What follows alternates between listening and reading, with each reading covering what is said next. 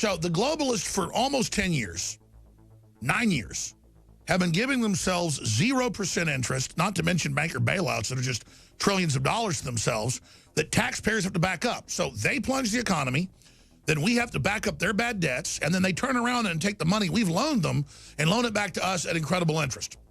And so the first thing Trump did when he got in, just 16 days ago, he's only had like 10 working days, but he's been working all 16.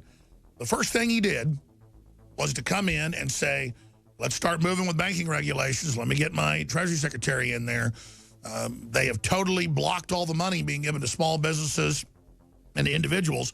Lending has just been shut off ever since interest went to zero, because why should the banks do that? They're the first handlers of the money, so they get it at zero, but only select mega banks.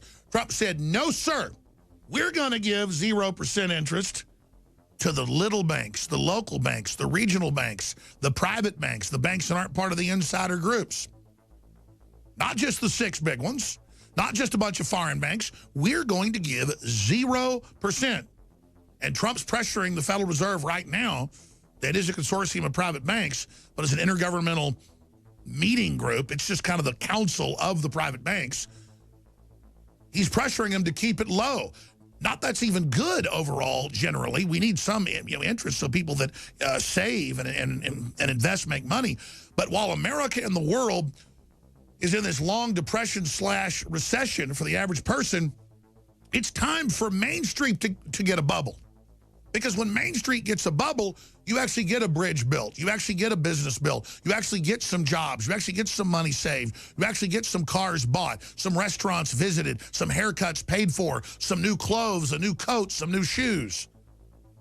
Yes, these are dangerous bubbles, but they already created a mega bubble nobody can get out of unless we get the average person out of the bubble, because that's where you are able to rebuild an economy. But without getting some money to those people, it's not going to happen.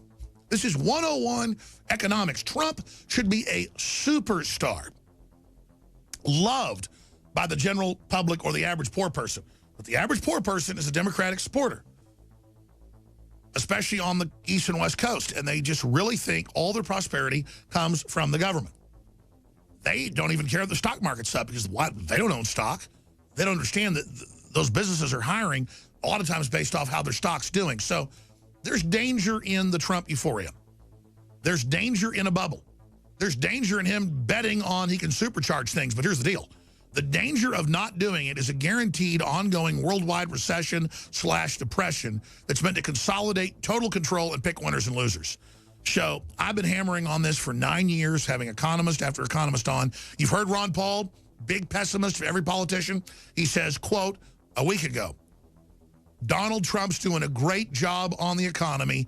I think it's too little too late, but he's doing a fantastic job. Paul is one of the least complimenting people out there, okay? He's very, very, not mechanical, but he's just very, very dedicated to just being very, very machine-like. There's the headline exclusive. Ron Paul says Trump is trying to stop global collapse. Folks, it's because he is. Listen, and I've seen this played out, this globalist program, over and over again in other countries. They have an admitted blueprint. In 2002, Joseph Stiglitz, who'd won the Nobel Prize twice, once for economics, left the World Bank as our chief economist. And he said, I will not be part of the criminal activity taking place and trying to make the public poor. And it was the plan of the IMF and World Bank, again, international meeting houses of mega banks. They're just the front groups, governmental name.